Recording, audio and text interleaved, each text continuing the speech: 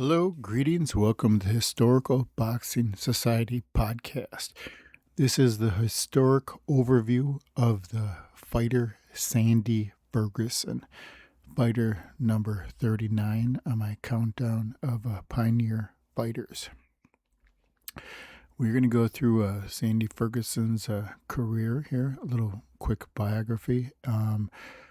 Ferguson really had 3 stages to his career. He's actually one of the great resurrection stories in boxing. As he kind of started phase 1 of his career as kind of just a career hack, kind of falling out in disqualifications through his first 5 years, starting in 1898 debut. He really had no victories over any big name opponents. He was 0 for none, like no victories. As he kind of started stringing fights together at a more consistent rate, he kind of started developing into a promising heavyweight fighter. This happened right around the summer of 03 into like the spring of 1904, which would be a phase 2 of his career, which was a little more competent of a fighter. And then finally he went deep into the valley, kind of had his career tail off into meaninglessness. And finally, at the age of about, I would say right around late 20s, 27, 28, he kind of had a resurgence as he started doing the one thing that he was never doing throughout his career, was taking training a little more seriously. So here's the historic overview of one Sandy Ferguson. Although Sandy Ferguson never had the look of any kind of real outlaw rebel, in fact, he kind of looked quite the opposite. It was in his soul through and through. Ferguson got in so much repeated law trouble that he was making headlines monthly with some kind of menacing nature on society. From court troubles to law troubles, robberies, assaults, even a pistol fight in the street, to trouble with his wife repeatedly. Not so much kind of a neglect of a payment, trying to support her. She had a very difficult time, and he was a very hard fighter to try and work with, and he proved a great challenge for his trainers, as he had no desire to do any training for any of the fights that were happening for him. It was only through the repetition of fights happening more frequently that he has started developing a little bit better conditioning for his fights. Ferguson really had one of the great resurrections in boxing history, as if the first 5 years were the look of nothing more than not even a pedestrian thing. He was below pedestrian. He was just a guy that would fall out and had no real aspirations to go anywhere, but Ferguson, as we found out, managed to turn things around. He was very much like the heavyweight version of mysterious Billy Smith. He started his career with multiple losses on fouls, which made it hard to book him for promoters, because he would fall out, and then he'd get in a very angry crowd, and almost sometimes, it certainly happened to Billy Smith, near riot conditions, because the patrons' pain are very dissatisfied with getting a DQ. So 5 years into his career, he looked anything but great. Every big fight he had not won. Suddenly, as a still young 23-year-old, he started finding more regularity in fighting. Ferguson never trained. He drank a lot, and he would do no prep of any kind for any type of fight. He stated this repeatedly in newspapers. He started facing some bigger name fighters and started to really to show his promise.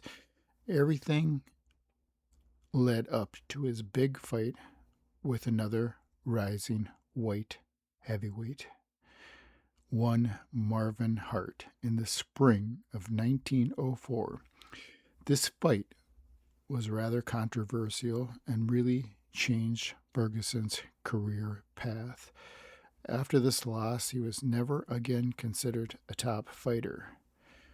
And this is just 3 months removed from one of Ferguson's very best performances, which was his 20-round loss to one Jack Johnson that happened in December of the previous year, 1903. So, how good was Sandy Ferguson, and was he better than Marvin Hart, was the real question that I wanted to divulge into in this particular video. As I stated, their fight was very controversial, and I'm going to do a few readings here of some of the commentary about the Marvin Hart versus Sandy Ferguson bout, and then we're going to do a book of reading from the Book of Boxing, which a little bit of a follow-up as we are a few months removed from the Hart fight and May of 1904, as even at that time, with Ferguson fighting, the press really did not have an idea of exactly how good Ferguson was, as they state in the newspaper article. Nobody really knew how good Ferguson was. He displayed flashes of brilliance, and they, really wondered just exactly if he was a top contender. So we're going to do some readings here, and I hope you enjoy. Okay, so we're going to do 2 different newspaper readings here, just not entire fight recaps. I'm just trying to do brief recaps of the Hart versus Sandy Ferguson bout, which took place March of 1904. So this is March 17th, and this is another story of the fight. Hot Springs, Arkansas, March 16th, 1904. After 20 rounds of hard fighting, Marvin Hart of Louisville was given the decision over Sandy Ferguson of Boston by referee Pat Earty tonight. The fight was before the Whittington Park Athletic Club and drew one of the largest crowds of the entire season. Many thought that Ferguson deserved at least a draw. Hart, however, forced the fighting at all times, but he had much difficulty in doing serious damage. On the other hand, Ferguson landed many left-hand jabs to the face and sent Hart to the floor in the 7th round for the count of 7. In the latter part, however, Hart fought fiercely. He landed many telling kidney blows and a few hard face shots and hard swings and uppercuts. Ferguson was much heavier and had the longest reach, but the difference of the styles of fighting aided Hart. Hart weighed in at 185 pounds and Ferguson was at 197. The betting was 2-1 favorite on Marvin Hart. So, reading that account, we can get the feeling there that Hart may have deserved a decision there. They don't. They kind of shade towards favoring Hart there. So now we're gonna read the Evening World out of New York, where the fight took place, and this is the exact article that they do a quote in for the footnotes of the fight on Boxing Rec. So I'm going to read you the entire full article, and we're going to get another perspective of the fight here.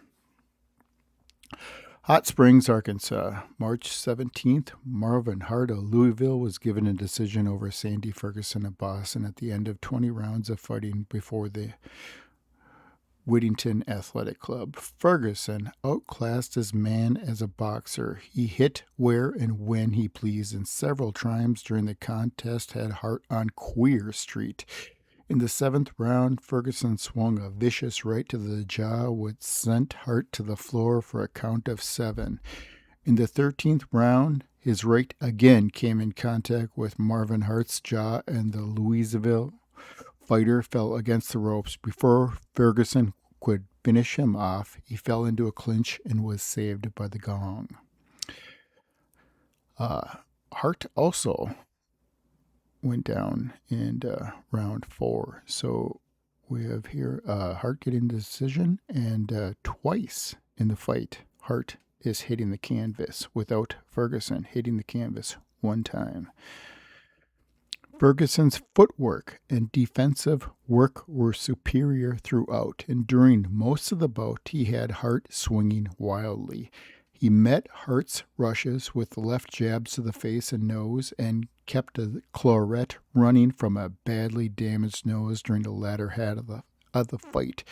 In the 10th round, he had all but closed Hart's left optic, while Ferguson nearly had a scratch on his face. Ferguson's weakness was in his ability to not follow up an advantage. Several times he had him going early in the round, but failure to force matters gave Hart an opportunity to recover. Hart forced the pace throughout, and it was on that ground that Earl gave him the decision. He landed a number of telling blows, but only once in the 12th round did he have his man in serious trouble. In this round, Hart landed a vicious left to the jaw and followed with a right to the kidneys. Ferguson seemed to think the whole affair a huge joke and engaged in a kidding match with the spectators throughout the entire fight. Now, it is a very, very telling statement right there, because this plays into a major factor through the headlines here in the following month. That statement right there. Ferguson seemed to think the whole affair a huge joke and engaged in a kindly match with the spectators throughout the entire fight. Ferguson, in a statement after the fight, said that he considered that he had been unfairly treated and challenged Hart to a return match. Hart expressed a willingness to sign articles but would not talk business at the present time. So, reading that account, that is clearly giving the indication that Ferguson won, and the headline is Ferguson got the worst of the decision from the referee. Direct quote right from the article: Ferguson outclassed his man as a boxer. So who exactly was better between Ferguson and Hart? That's still a debate. The decision was pretty controversial, and clearly at the very worst, it should have been a draw for Ferguson. There's no way that he should have gotten a loss, considering he knocked Hart down twice and was only in trouble one time in one round, which would be round 12. All right. So now here, as I was talking about that statement where Ferguson considered the bout a joke. So now that was only part of the story. As Ferguson throughout the bout was taunting Hart repeatedly.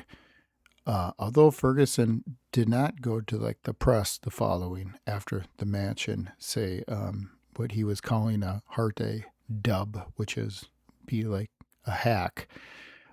Ferguson did not report that to the press, but the press at ringside heard him taunting Hart throughout there, because he said that he was engaging with the spectators, and Hart took it very personally and refused to give him a rematch because he was taunting him and such. And Hart was quoted as being somebody that did not want bad press about his boxing because he was self-conscious about it, and he got himself the victory through whatever means that was, and he refused to give Ferguson the rematch. And this really just derailed Ferguson's career, because he should have probably maybe even got the victory here, and they were in line to fight for the championship, abandoned by one James J. Jeffries after he retired. This match here, losing to Hart, cost Ferguson that opportunity. So now we're going to move forward to, this is May 16th, 1904, and this is what I'm talking about when I started the video, where they don't really quite know what to think of Sandy Ferguson, the press. They don't really quite know how good of a boxer he really is, because there's certainly a prevailing opinion that he indeed won the match from Hart, and there might be a opinion that he is one of the best white heavyweights of this time frame right here in 1904. So we're going to read this article, and I really enjoyed this one. I dug it up for you, and this really kind of lay out Ferguson's career in a very splendid manner here. May 16th, 1904. Marvin Hart is out with a novel reason for declining another meeting with boxer Sandy Ferguson, the big Montreal boxer. Hart met Ferguson recently at Hot Springs, Arkansas, and although the newspaper accounts of the scrap differ considerably, none of them gave Hart any of the best of it. It appears that during the encounter, Ferguson indeed taunted Hart in various ways, among other things calling him a dub, which would be translated into a hack, as Ferguson was much more experienced than the newcomer Hart. This appears to have hurt Hart's feelings as much or even more than Ferguson's punches, for it is now reported that Marvin refuses to meet Sandy again because the big fella called him a dub. It is just possible that when Ferguson called Hart a dub, that he really thought he had Marvin sized up.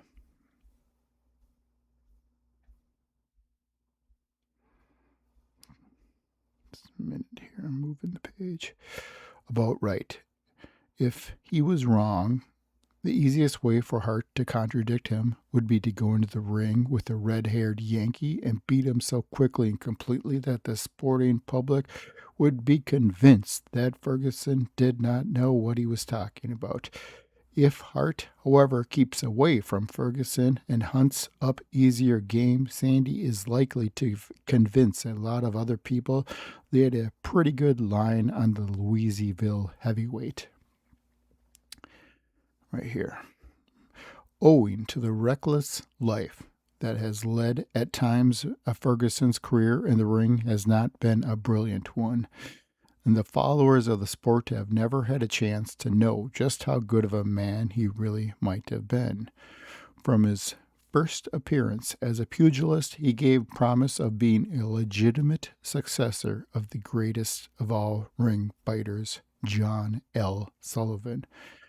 But it would be hard to convince the average ring follower of this fact, much no less a man other than Billy Madden gave it his opinion recently as if he could have gotten into the proper condition. Ferguson was the best man in America, not barring Jeffries. So that was his trainer here at the time, Billy Madden.